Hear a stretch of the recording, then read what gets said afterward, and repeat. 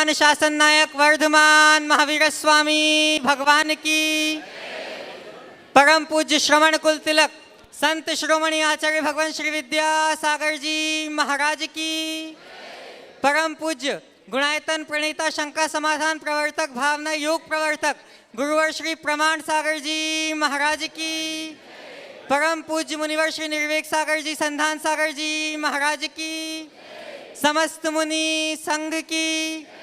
शंका समाधान के आज के इस सत्र में आप सभी का हार्दिक अभिनंदन। इससे पूर्व कि हम आज के इस सत्र को प्रारंभ करें, चलते हैं गुरु चरणों में, करते हैं प्रणिपात इस भाव से कि हमारे जीवन में भी हो सके सम्यक चारित्र की सुप्रभात। सभी लोग हाथ जोड़ेंगे, मस्तक झुकाएंगे और मेरे साथ बोलेंगे, हे गुरुदेव नमोस्तु नमोस्तु नमोस्तु। गड़ाकोटा से आज का ये शंका समाधान हो रहा है बंधुओं, और जैसा कि आप सबको विदित है कि सिद्ध भूमि संवेद शिखर जी में गुणायतन अपनी आकृति ले रहा है। बहुत लोग उससे जुड़ने का मन बना रहे हैं। एक गड़ाकोटा के अध्यक्ष श्रीमान सचिन जी बैसाखिया, राखी जी बैसाखिया, जिनका बहुत पूर्व काल से भावना थी कि हम गुणायतन से संबद्ध हो सके, और आज अक्षय तृतीया के पावन पर्व के अवसर पे उन्होंने अपनी भावनाओं को सफलीभूत किया है। सचिन जी बैसाखिया, श्रीमती राखी जी बैसाखिया आज गुणायतन से संस्थापक सदस्य के रूप में संबद्ध हुए हैं। आप सभी लोग करतल ध्वनियों के माध्यम से उनकी अनुमोदना करें। मैं चाहूँगा कि वे यहाँ पे आएँ एवं पूज्य गुरुदेव के चरणों में नमोस्तु निवेदित करें, और आपके सम्मान के लिए मैं आमंत्रित कर रहा हूँ अनुराग जी सिसोदिया, शिरोमणि संरक्षक गुणायतन, एवं श्रीमान मनीष जी छतपुरिया, आशीष जी मलैया, गुणायतन के संस्थापक सदस्य। सभी लोग करतल ध्वनियों से इनकी अनुमोदना करें बंधुओं। सचिन भाई के लिए मैं कहना चाहूँगा, इनकी बड़ी प्रगाढ़ भावना थी कि मुझे गुणायतन से जुड़ना है, और न केवल जुड़ना है अपितु औरों को भी जोड़ना है। हमारे आगमन के पहले से ही ये उत्कंठित थे। मेरे हिसाब से आज इनकी आरएसी कन्फर्म हो गई। ये भावनात्मक रूप से तो जुड़े थे, बड़े उत्साही व्यक्ति हैं। और अब सचिन भाई से मैं कहूँगा कि देखो, गुणायतन से गढ़ाकोटा तो जुड़ा हुआ है ही। गढ़ाकोटा का नाम अब गुणायतन से स्थायी रूप से जुड़ा है, और अभी हमारा जो यहाँ प्रवास चल रहा है ये भी गुणायतन के कारण ही चल रहा है। तो जिस धरा से गुणायतन का इतना नाम जुड़ा है उसको तो जुड़ना ही चाहिए। मैं आशीर्वाद देता हूँ। अब जुड़े तो है ही, जुटने की कोशिश भी करो, जुट जाओ। जितने लोग जुट सके आगे बढ़े। बहुत उत्तम कार्य है, इसको आगे बढ़ाना है। और इसके साथ ही आज व्यस्ततावश भले हम समय नहीं दे पाए, लेकिन आज प्रातःकाल जो चर्चाएं हुई गौशाला और संत निवास की, उसको भी आप सब लोग मिलकर शीघ्र साकार रूप प्रदान करें, ताकि गढ़ाकोटा में उसकी पूर्ति हो सके। आगे आज के इस सत्र को प्रारंभ करें उससे पूर्व बंधुओं, एनआरआई प्रामाणिक पाठशाला आप सबके लिए एक सूचना लाई है। नमोस्तु महाराज श्री। अत्यंत हर्ष के साथ एनआरआई प्रामाणिक पाठशाला शनिवार 11 मई को न्यूयॉर्क समय 12 बजे, दोपहर 12 बजे और भारत समय रात्रि 9:30 बजे महावीर जन्म कल्याणक एवं मुनि श्री प्रमाण सागर जी महाराज की दीक्षा जयंती पर सांस्कृतिक कार्यक्रम लेकर आ रही है, और इस कार्यक्रम में सभी को आमंत्रित करते हैं। विभिन्न देशों जैसे USA, Canada, Dubai, Ireland, UK, Sweden, Australia और ईस्टर्न देशों के बच्चे इस कार्यक्रम में बहुत ही सुंदर, ज्ञानवर्धक और आकर्षक प्रस्तुति दे रहे हैं। ये कार्यक्रम ऑनलाइन हो रहा है। आप सभी इसका लिंक प्रामाणिक ऐप अथवा munipramansagar.net पर देख सकते हैं।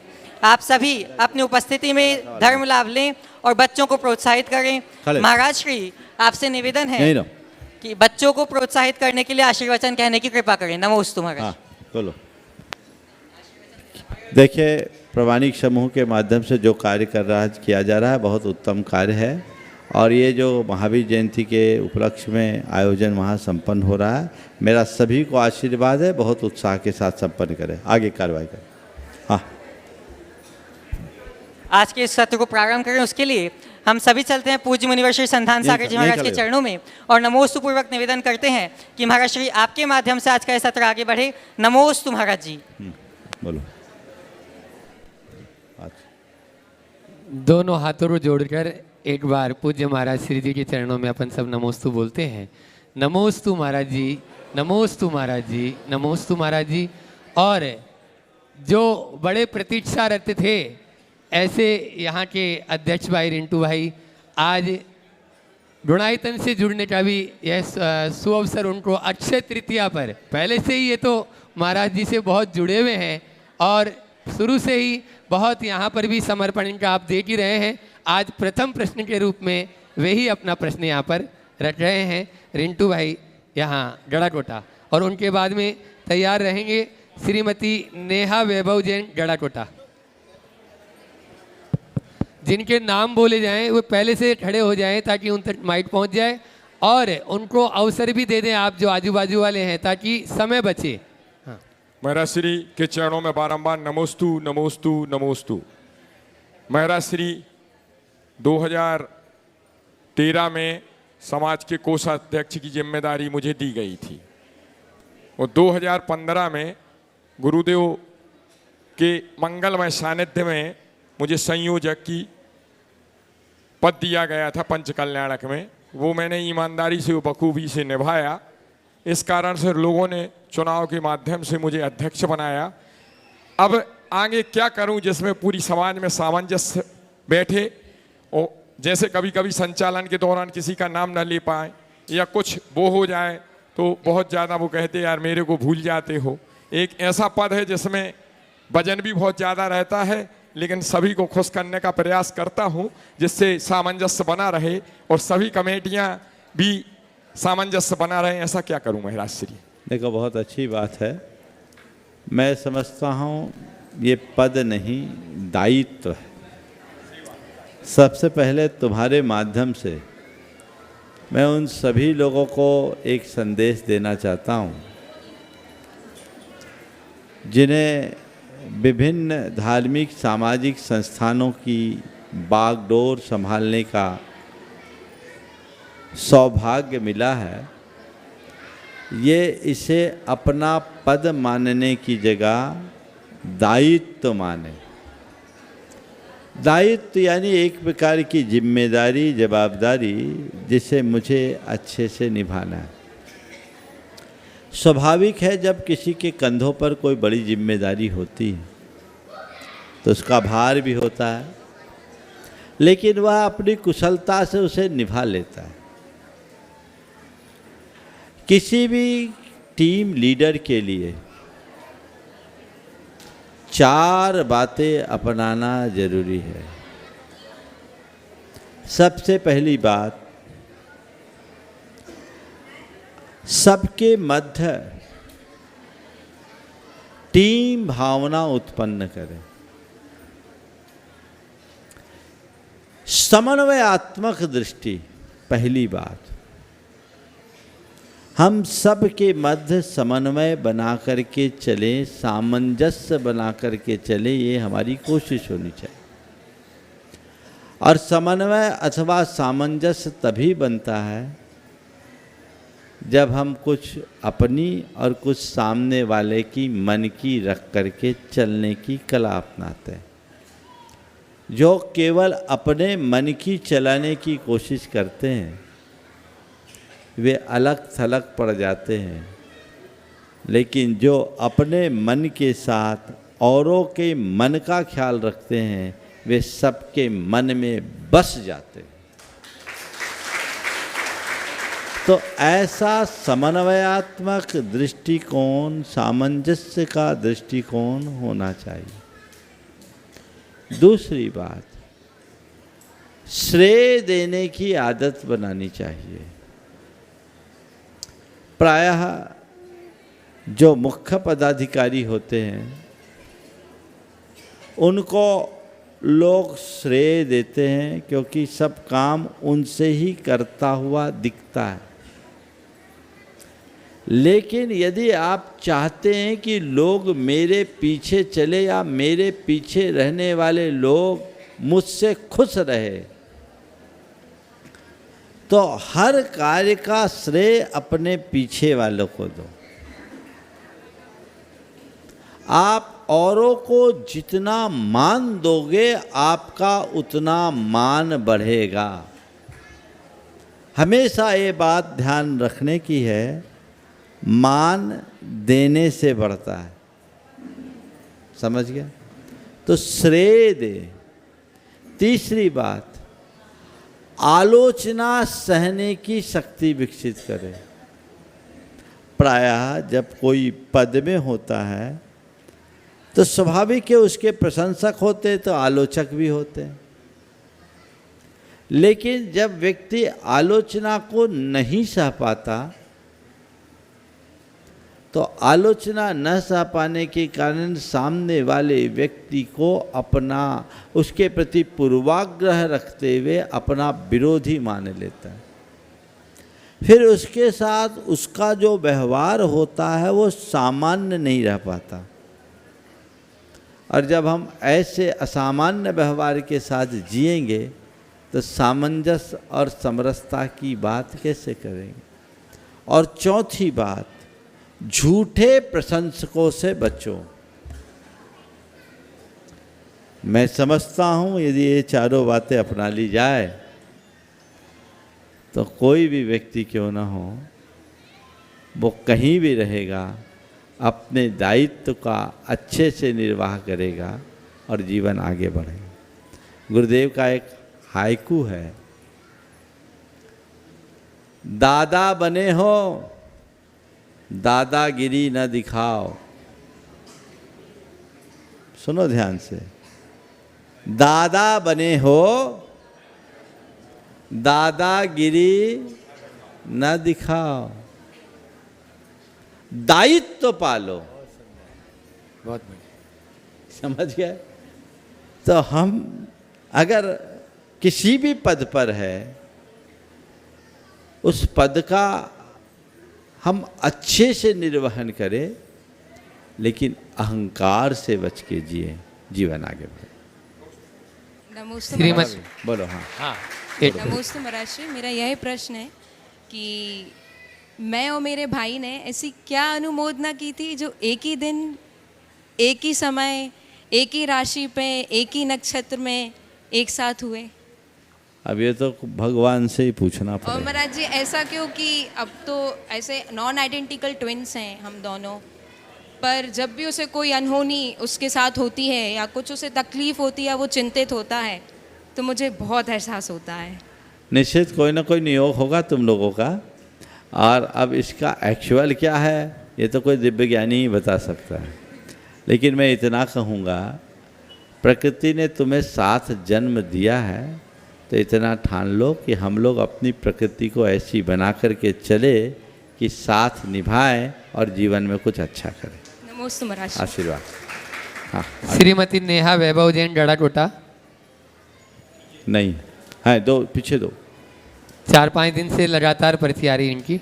अगला बोलो। आज नंबर आ गया और इसके बाद में तैयार रहेंगे जेसिका साहब जड़ाटोटा, प्रतिभा स्थली।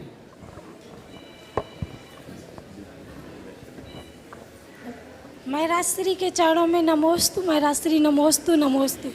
महाराज श्री, धन से धर्म होता है कि धर्म से धर्म होता है? मेरा मानना है कि धर्म धन से होता है, किंतु आजकल देखने में आता है कि जिसके पास धन होता है वही धार्मिक क्रियाओं में आगे होता है। तो महाराज श्री, ऐसे में सामान्य व्यक्ति कौन सा धर्म करे कि उन्हें भी सारी धार्मिक क्रियाओं का लाभ प्राप्त हो सके? देखिए, आपका सवाल है धन से धर्म होता है कि धर्म से धन होता है। मैं आपसे कहूँगा, न धन से धर्म होता है न धर्म से धन होता है। मेरी बात को थोड़ा ध्यान से सुनना। न तो धन से धर्म होता है और न ही धर्म से धन होता है। अगर धन से धर्म होता तो सब धनियों को धर्मी मानना पड़ेगा और ये मानना पड़ेगा कि धर्म तो उसी के पास होगा जो धनी है। फिर सारे धनवान धर्मियों की श्रेणी में केवल धनी आएंगे, हम लोगों का तो कोई नाम ही नहीं रहेगा। रहेगा क्या बोलो? हम लोगों के पास धन है क्या? हाँ, पर धर्म है कि नहीं? और हम धर्म कर रहे हैं और धन नहीं है तो भी धर्म है ना। तो ये बात तो स्पष्ट हो गई कि धन से धर्म नहीं होता। लेकिन धर्म है पर धन नहीं है, तो धर्म से धन होता, ये कहना कहाँ तक सही? बात समझ में आ रही? तो इसे समझिए, धन से धर्म नहीं होता, धन के त्याग से धर्म होता है। क्या?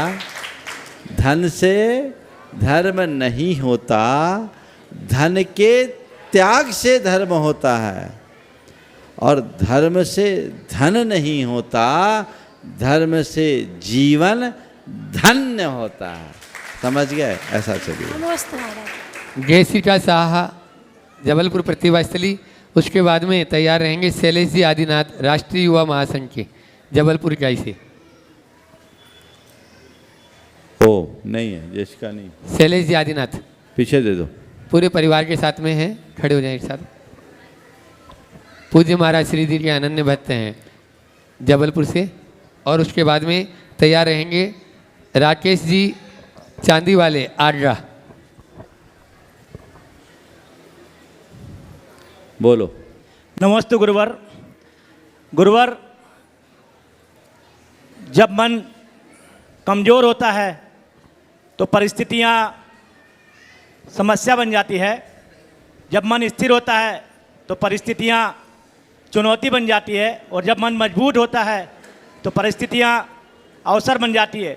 तो हम अपने मन को कैसा बनाएं जिससे समस्या और चुनौती को पार करते हुए अवसर का लाभ ले सकें? मन अस्थिर होता है तो परिस्थितियाँ समस्या बन जाती, मन स्थिर होता है तो परिस्थितियाँ चुनौतियाँ बन जाती, और मन जब मजबूत बनता है अवसर बन जाता। आपने पूछा हम ऐसा क्या करें कि समस्या और चुनौतियों से बचें, तो इसका एक ही उपाय है, मन को मजबूत बनाओ। और मन को मजबूत बनाने के लिए क्या करो? परिस्थितियों से अप्रभावित रहने की कला सीखो, और सदैव परिस्थिति की अपेक्षा अपनी मनस्थिति को ठीक रखने की कोशिश करो।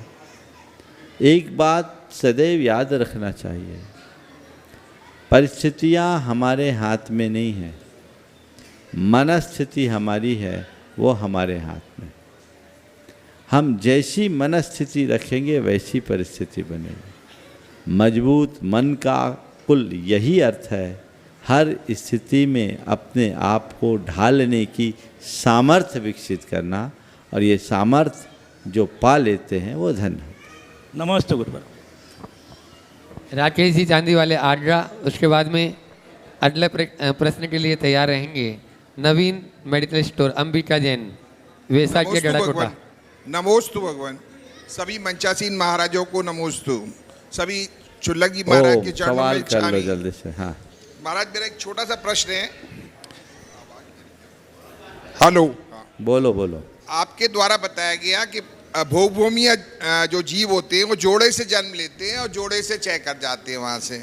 इस हिसाब से मेरी शंका ये होती है कि समस्त भोगभूमिया मनुष्यों की संख्या क्या निरंतर एक सी ही रहती होगी? निश्चित, जितने जितनी आए उतनी वह तो शाश्वत है, वो जो भी बंदा उतनी गिनती बराबर रहेगी। हाँ, उनकी संख्या फिक्स है, कुछ परिवर्तन नहीं हुआ। नमस्ते भगवान। बहुत बहुत आगे। अंबिका जैन गड़ाकोटा। उसके बाद में तैयार रहेंगे ऋतुराज जैन राजा सागर। अंबिका नहीं, ऋतुराज।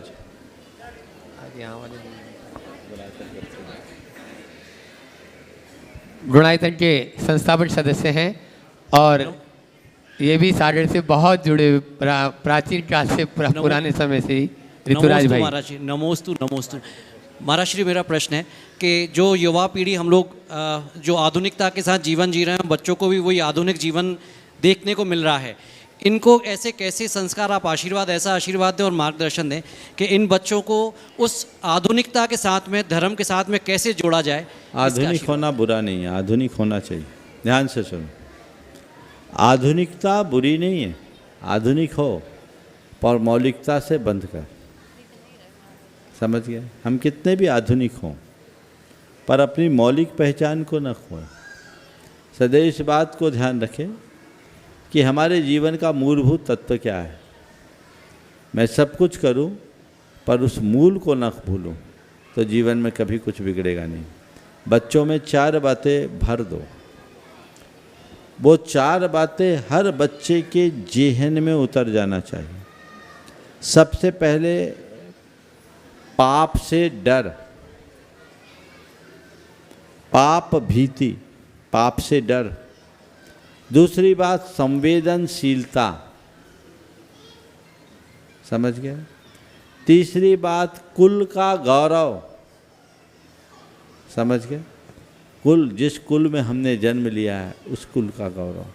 और चौथी बात जीवन की मर्यादा।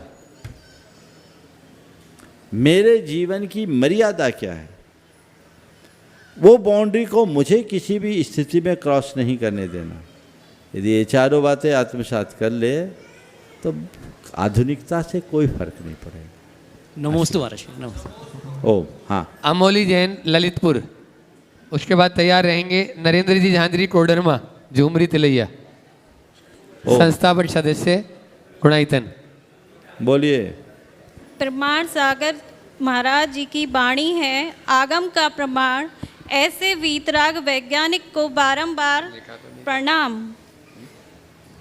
महाराज जी मेरा प्रश्न है, महाराज जी अगर हमारा जैन धर्म इतना सिंपल और स्ट्रेट है तो ऐसा क्या प्रभाव रहा 6वीं से 8वीं शताब्दी में? ऐसी क्या गलती हुई श्रावकों से या साधकों से व्यवहारिक तौर पर जिससे हमारा जैन धर्म का क्षीण हुआ और लोग तांत्रिकों से ज़्यादा प्रभावित हुए?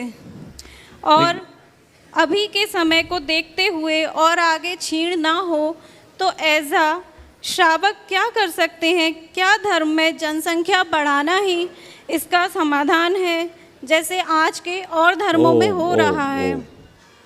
बहुत ही मौलिक सवाल आपने पूछा। जब हम भारत के इतिहास को पलट कर देखते हैं और ख़ासकर जैन धर्म के इतिहास को देखते हैं, 6वीं शताब्दी तक जैन धर्म का अभ्युदय काल था, लेकिन गुप्तोत्तर काल के बाद जैन धर्म का महाविध्वंस हुआ। कई ऐसे राजनीतिक परिवर्तन हुए और धार्मिक विद्वेष बढ़ा, सांप्रदायिक आग्रह बढ़ा।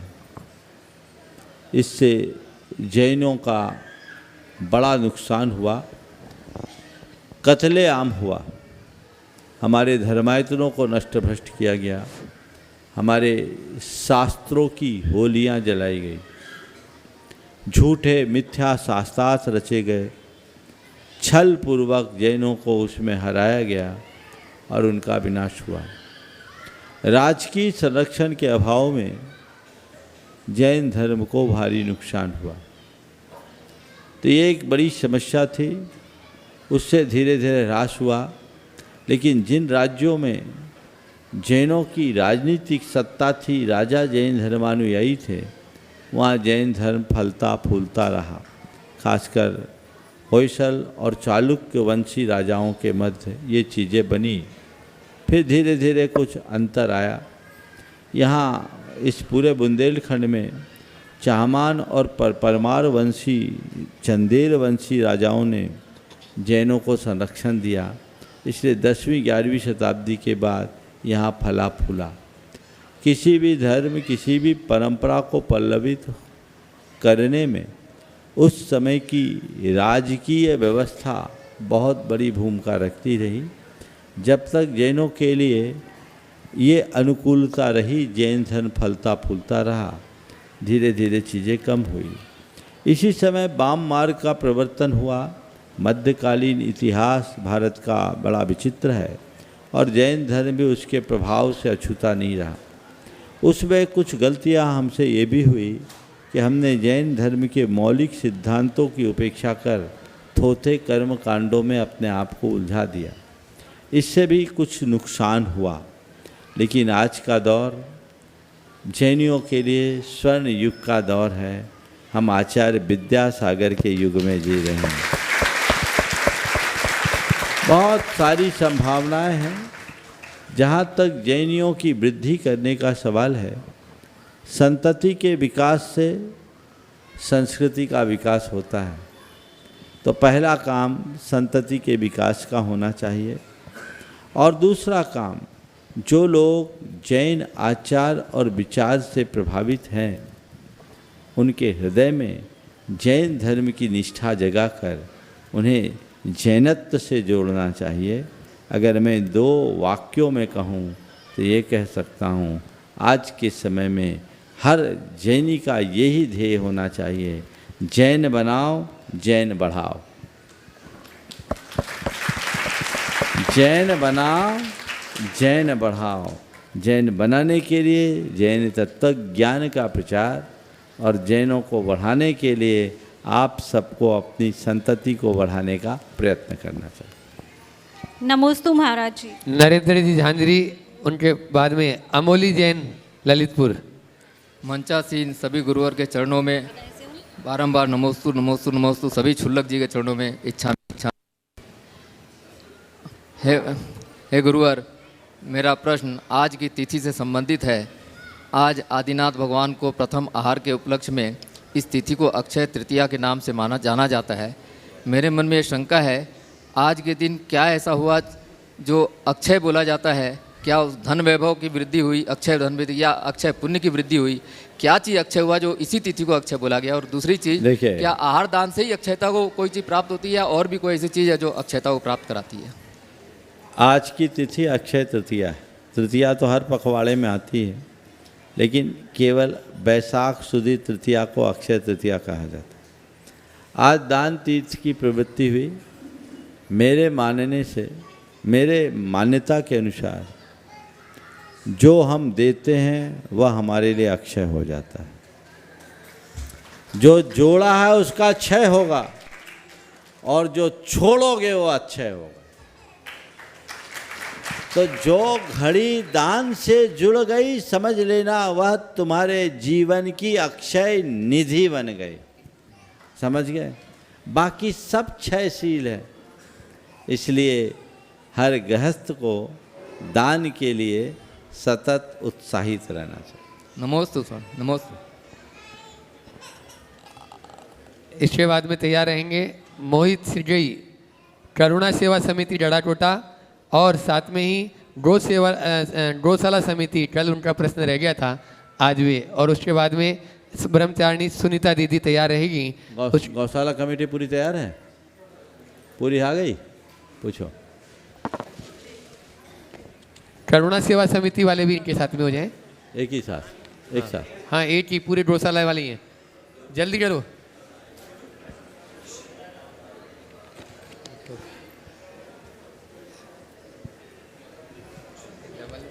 गुरुदेव के चरणों में बारंबार नमोस्तु। गुरुदेव, हम सब गौसेवक होने के नाते हम सब के मन में एक प्रश्न है कि एक आदर्श गौशाला का रूप क्या है? एक आदर्श गौसेवक कौन है? और आदर्श समाज का गौसेवक के प्रति क्या दायित्व है? कृपया मार्गदर्शन करें गुरुदेव। पहले तो मैं चाहूँगा एक बार इन युवकों का जोरदार करतल ध्वनि से अभिनंदन। 1997 से गढ़ाकोटा की गौशाला निरंतर चल रही है, और मुझे जैसा अनुराग ने बताया, इन लोगों से भी चर्चा में मालूम पड़ा कि इनकी गौशाला में मृत्यु दर सबसे कम है।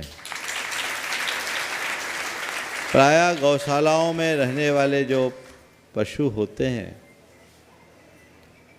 वो कई प्रकार की बीमारियों से ग्रसित होते हैं, पेट में पन्नी आदि होती है तो जल्दी काल कवलित हो जाते हैं। गौशालाओं की ये शिकायत रहती है कि डेथ रेट ज़्यादा है, लेकिन इन लोगों की देख रेख के परिणाम स्वरूप यहाँ मृत्यु दर बहुत अल्प है। ये बड़ा प्रशंसनीय कार्य है।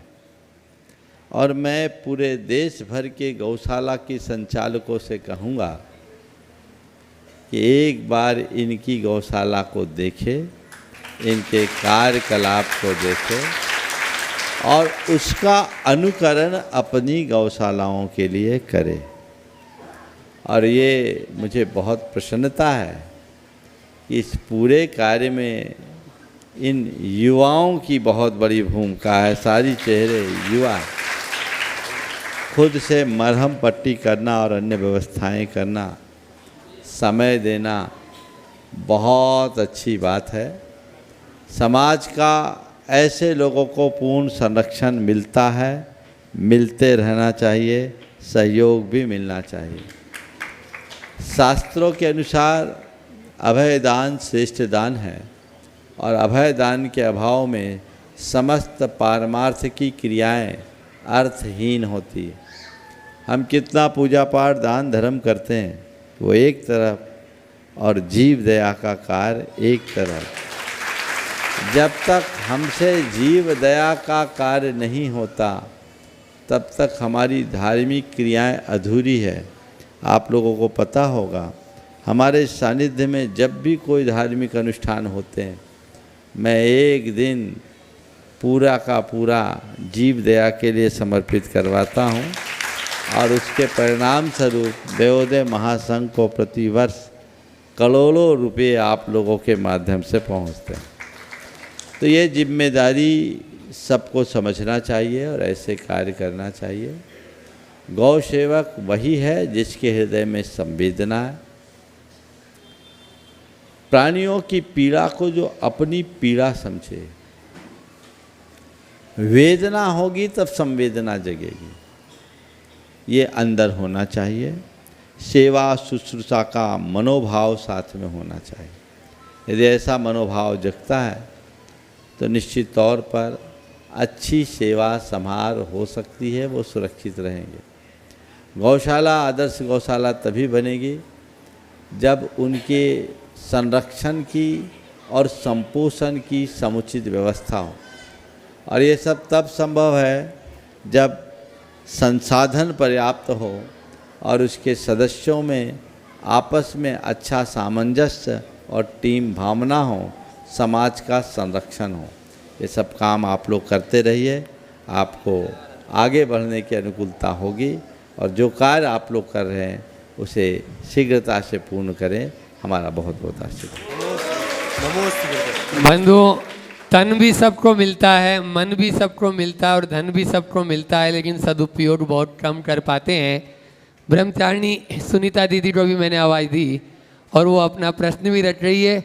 इन्होंने अपने तन का भी संयम के मार्ग पर चलकर उपयोग किया, मन का भी आप देख रही हैं हमेशा पूरा उपयोग धर्म के अंदर करती है और धन का उपयोग भी यह धार्मिक कार्यों में हमेशा करती रहती है। जोरदार तालियों से इनका स्वागत करें।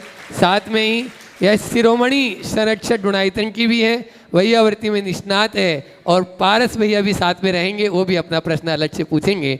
दोनों एक एक प्रश्न वो महाराज जी के चरणों में रख रहे हैं। सबसे प्रथम गुरुवर के चरणों में नमोस्तु नमोस्तु नमोस्तु, सभी छुल्लक जी के चरणों में इच्छा में। महाराज जी, आज हमारा कथा वाला परिवार कैलाश चंद जी, श्रीमती निर्मला जी, मोहित, प्रियंका, मंत्र, आज मोहित भैया का जन्मदिन है। आपसे त्रैवार नमोस्तु करते हुए आशीर्वाद चाहते हैं कथा वाला परिवार कानपुर। और आज जो हमारी गुणायतन में भोजनशाला चलती है उसके साथ में आज अक्षय तृतीया पर 11 लाख रुपया की राशि गुणायतन को समर्पित की है।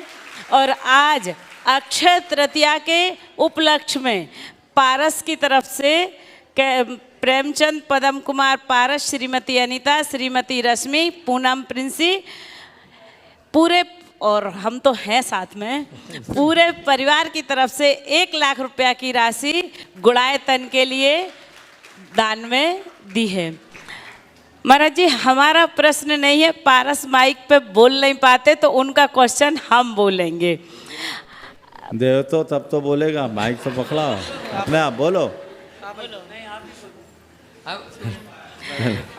पारस का प्रश्न है महाराज जी, जो आहारचर्या है ये है कि व्यवस्था है, और अगर व्यवस्था है तो कैसी व्यवस्था होना चाहिए, और धर्म है तो हमें कैसे करना चाहिए? बहुत अच्छा सवाल। सबसे पहले तो मैं पूरे कत्था वाला परिवार को आशीर्वाद देना चाहूँगा, साथ में मोहित को भी, जिसका तालियां आपकी बहुत कमजोर है, आज जन्मदिन है। दान के बड़ा धर्मात्मा परिवार और उदार परिवार हर अवसर पर अच्छे कार्यों में अपने धन का सद्व्यय करते रहते हैं, सबके लिए एक प्रेरणा है। मैं पुनः पुनः उनको आशीर्वाद देता हूँ। और साथ ही आज पारस के माध्यम से जो प्रेमचंद जी, पदम जी का परिवार, जो बहन सुनीता का परिवार है, इन्होंने भी हर अच्छे मौके पर अपने द्रव्य का सदुपयोग किया है। इनको भी बहुत बहुत आशीर्वाद। कथा वाला परिवार के लिए इसलिए भी आशीर्वाद की गुनायतनी में जो व्रती भोजनशाला चल रही है उसका पुण्यार्जक भी वही परिवार है। आपने जो सवाल किया आहार दान से संबंधित, बहुत ही मौलिक सवाल। आहार दान व्यवस्था है या धर्म? आहार दान व्यवस्था नहीं, आहार दान आपका धर्म है। व्यवस्था तो ठीक है, साधु को कहीं एक जगह आहार कराना है, आहार करा दो, तो व्यवस्था तो आपने बाहर भी रसोई लगा दी है, 200, 300, 400 लोग रोज़ भोजन कर रहे, वो व्यवस्था है। अगर आहार दान को व्यवस्था बना दोगे तो महाराज आ गए, कहीं भी एक चौका लगा और सबको वहीं जिमा दो बढ़िया 56 भोग के साथ। ये व्यवस्था है। आहार दान व्यवस्था नहीं, आहार दान तुम्हारा धर्म है। गृहस्थों का 4 धर्म है, दान, पूजा, शील और उपवास। दानम पूजा शीलम उवासो सावियानम चौव्विहो धम्मो। दान, पूजा, शील और उपवास, ये 4 श्रावक के धर्म हैं। धर्म क्या है? अपने लिए बनाए भोजन में से अगर अतिथि साधु आते हैं तो उनको आहार करा के आहार करना। कभी गांव में साधु आए, महाराज हम तो शुद्ध नहीं खाते, तो कोई बात नहीं, जब साधु आए हम शुद्ध खाएंगे और उसमें से साधु को खिलाएंगे। ये तुम्हारा धर्म। आप लोगों ने इस धर्म को व्यवस्था जैसी बना दी, ये उचित नहीं। इसे धर्म मानना चाहिए, अपना कर्तव्य मानना चाहिए, साथ ही से पुण्य के बंध का हेतु मानकर स्वीकारना चाहिए। लेकिन इस धर्म के नाम पर अतिरेक से बचना चाहिए। आपने सोचा आहार देना धर्म है, तो चाहे कितनी भीड़ हो हम धक्का मुक्की करें और एक गिलास दे दें, हमारा धर्म हो गया। नहीं, कृतकालित अनुमोदना सब बराबर है, और कृतकालित अनुमोदन से हमें काम करना चाहिए। अपना विवेक और व्यवस्था दोनों को हमें ध्यान में रखना चाहिए। इस रीति से कभी नहीं करे जिससे कोई अव्यवस्था। नमोस्तु गुरुदेव, नमोस्तु गुरुदेव। बारिश कर रही शिल्पी अनुराग सोदिया गड़ा टोटा, और उसके बाद में तैयार रहेंगे कपिल जैन गड़ा टोटा। उसके बाद महाराज जी, पहले महाराज जी पूछो ना।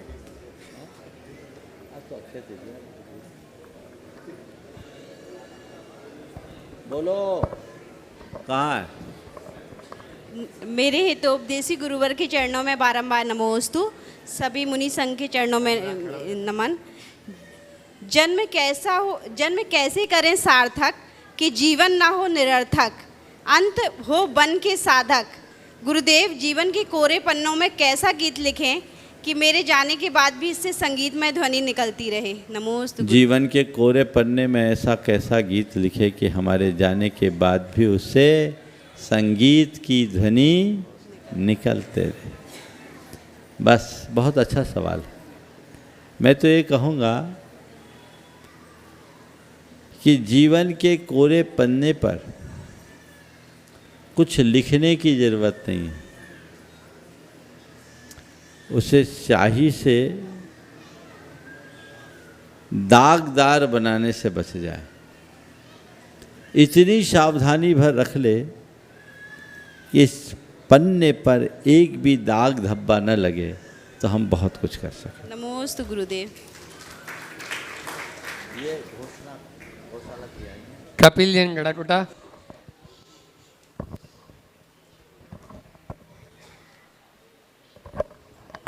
गुरुदेव के चरणों में बारंबार नमोस्तु। गुरुदेव, जो यह नई पीढ़ी है कई प्रकार की बुरी आदतों से ग्रस्त है, जिसमें कई हमारे परिचित मित्रगण भी हैं।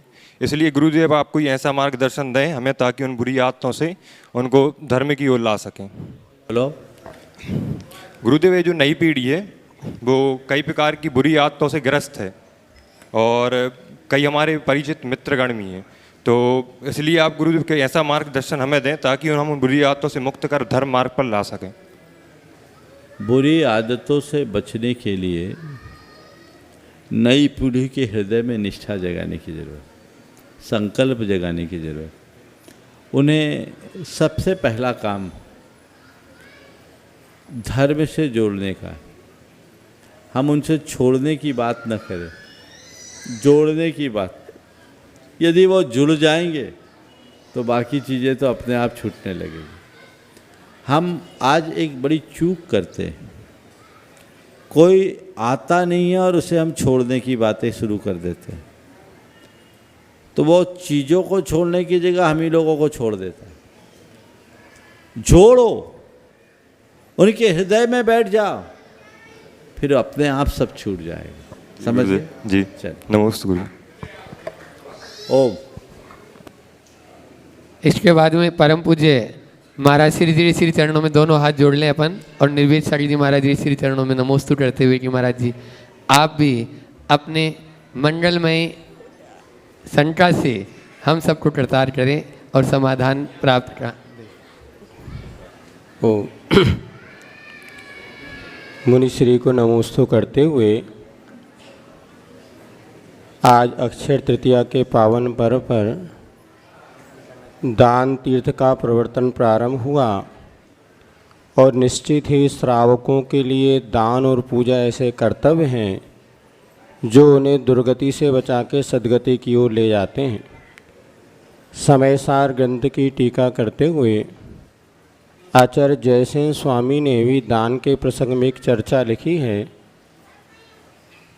यद्यपि दान निज और पर के हित के लिए दिया जाता है, किंतु उस दान के पीछे यदि ख्याति, पूजा, लाभ की चाह होती है तो किस तरह से व्यर्थ होता है।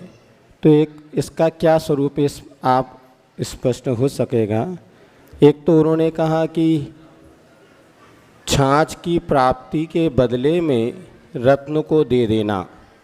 हमें प्यास लगी थी, छाछ पीना था और हीरा जो रत्न हमारे पास था वो हमने उसको दे दिया। दूसरा उन्होंने उदाहरण दिया कोदों की रक्षा के लिए चंदन की बाड़ी लगाना। बर्तन मांजने के लिए भस्म चाहिए था तो मोतियों को जला करके राख बना दिया। और चौथा उदाहरण उन्होंने दिया कपड़ा सिलना था तो 9 लखा जो हार था उस हार को तोड़ करके उसमें से धागा निकाल लिया। इस प्रकार के 4 उदाहरण देते हुए उन्होंने हमारे जीवन में दान को किस तरह करना चाहिए, शायद कुछ ऐसा आचार्य महाराज का संदेश था वो आपके मुख से हम सभी लोगों को मिले, जिससे दान का सही फल हम सब प्राप्त कर सकें। नमोस्तु महाराज श्री ने बहुत ही उत्तम बात आप सबके बीच उपस्थित की। हम कोई भी धर्म का कार्य करें उसका केवल एक ही प्रयोजन होना चाहिए, वह है आत्मा की पवित्रता।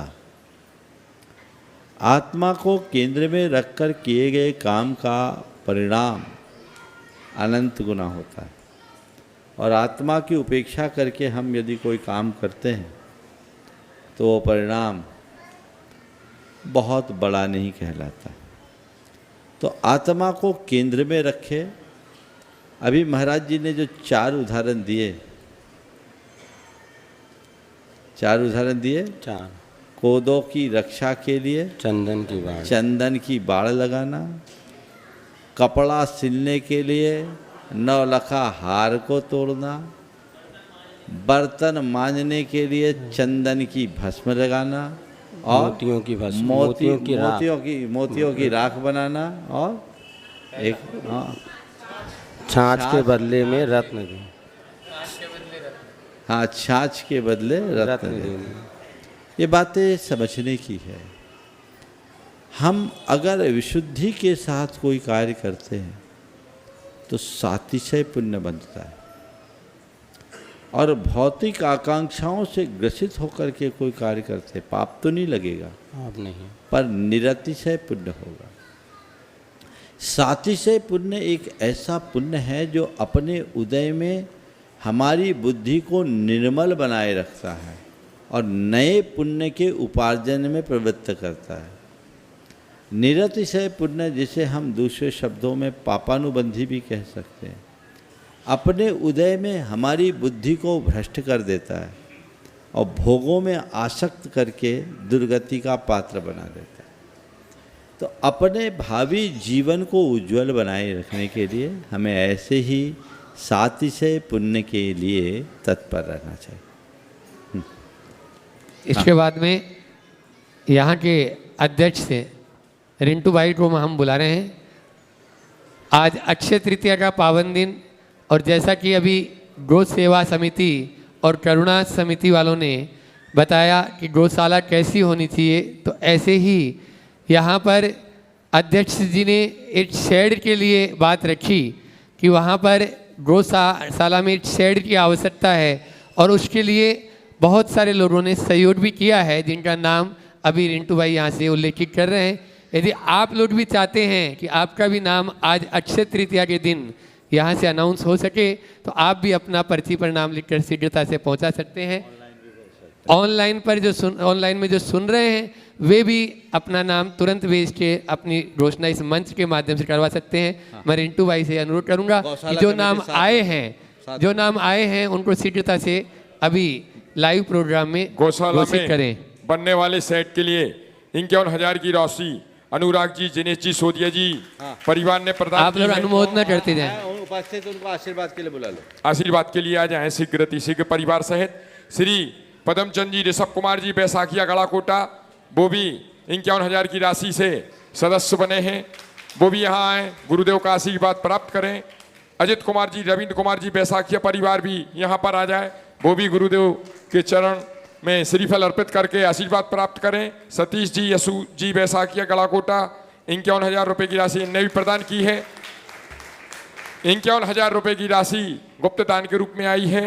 51,000 की राशि निशांत निर्मल सर, मोतीलाल जी कक्का उमरा वालों ने प्रदान की है। हम उनका हार्दिक वंदन अभिनंदन करते हैं। 51,000 सुनीता दीदी, 51,000 कैलाश चंद जी कत्था वाले, 51,000 सुनीता जी के, 51,000 रुपये कैलाश जी कत्था वाले परिवार ने भी प्रदान किए हैं। गड़ाकोटा सकल निगम जैन समाज गड़ाकोटा समिति उनका हार्दिक वंदन और अभिनंदन करती है। बड़े ही आदर और सम्मान के साथ यहाँ पर बुलाना चाहूँगा, सभी लोग आकर महाराज श्री का आशीर्वाद ले लें। देखिए, आज मुझे बताया यहाँ की गौशाला में अभी 625 पशु आश्रय पा रहे हैं, और इन युवकों ने बताया कि यहाँ अभी भी बहुत सारे एक्सीडेंटल गोवंश होते हैं, जिनके संरक्षण के लिए लोग तत्पर हैं, पर उनके लिए एक बड़े शेड की ज़रूरत है। वो बड़ा शेड है जिसका बजट बड़ा है, और आज अक्षय तृतीया के दिन ऐसी भावना इन लोगों की हुई है, हमें उसके लिए बढ़ चढ़ कर के हिस्सा लेना चाहिए और सभी लोगों को ऐसे कार्यों में अपना सहयोग देना चाहिए। जैसा इन्होंने मुझे बताया, उस पूरे सेट का कितना का बजट है? 46 लाख रुपए का बजट है। तो अभी तो बहुत शुरुआत है, इसके लिए पूर्ति करने का सबको अपना मनोभाव रखना चाहिए। ऐसे जीव दया के कार्य में हम जितना अपना द्रव्य लगाते हैं वो हमारे जीवन को धन्य करने वाला होता है। जो लोग अभी जिनके नाम यहाँ आए हैं, मैं उन सब परिवारों को आशीर्वाद देता हूँ, और आगे भी जो दें इस मंच से उसकी घोषणा आगे भी होते रहेगी। आप इसी तरह से जुड़े रहें और काम करें। चलिए, और साथ ही गौशाला कमेटी और करुणा समिति, उनको भी बहुत बहुत आशीर्वाद, ऐसे ही लगे रहे। सवाल। ओम। अगले प्रश्न के लिए अमित कुमार जी जैन, बमोरी वाले, गड़ाकोटा।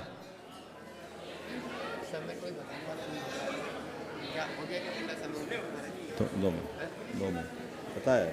जब तक वो आ रहे हैं तब तक हम एक प्रश्न ऑनलाइन आया है महाराज जी आज ही के संदर्भ में। ओम, हाँ बोलो। अर्चना बेनाडा कलकत्ता से पूछ रहे हैं कि कभी सुना था चारित्र चक्रवर्ती आचार्य शांति सागर जी महाराज ने, चारित्र चक्रवर्ती आचार्य शांति सागर जी महाराज ने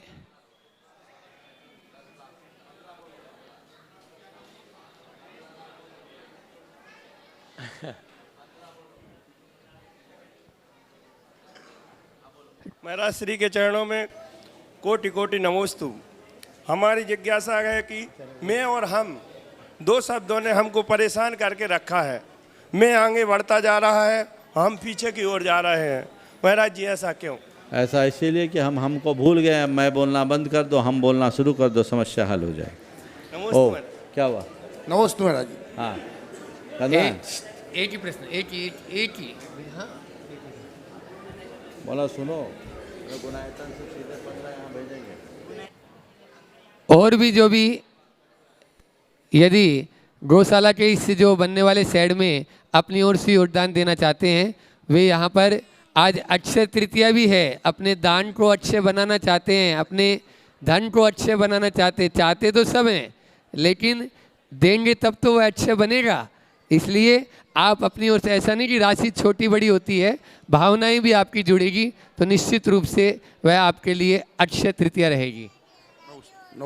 और कोई का सवाल? अर्चना बेनाडा का क्या था? अर्चना बेनाडा ये पूछ रहे हैं कि चारित्र चक्रवर्ती आचार्य शांति सागर जी महाराज ने जिस प्रकार से श्रवण परंपरा में आए हुए दोषों को दूर किया, उसी प्रकार से आपने कलकत्ता में जब आहारचर्या के लिए आप निकले, वहाँ पहले आहारचर्या केवल कैंपस में होती थी, लेकिन आपके द्वारा वह निर्बाध मुनिचर्या पूरे बंगाल में प्रभावित हुई। इसके लिए आप में जो ये साहस आया, वह साहस हम में कैसे आए, ऐसी भावना के साथ में वो अपना प्रश्न पूछ रही हैं। उनसे बोलो आपके पुण्य से आया, समय आज पूरा हो गया, प्रतीक्षा करो, फिर आगे बात करेंगे। बोलिए परम पूज आचार्य गुरुवर श्री विद्यासागर जी महाराज की। परम पूज्य मुनि श्री 108 प्रमाण सागर जी महाराज की, पूज्य मुनि श्री 108 निर्वेद सागर जी महाराज की। आज आचार्य भक्ति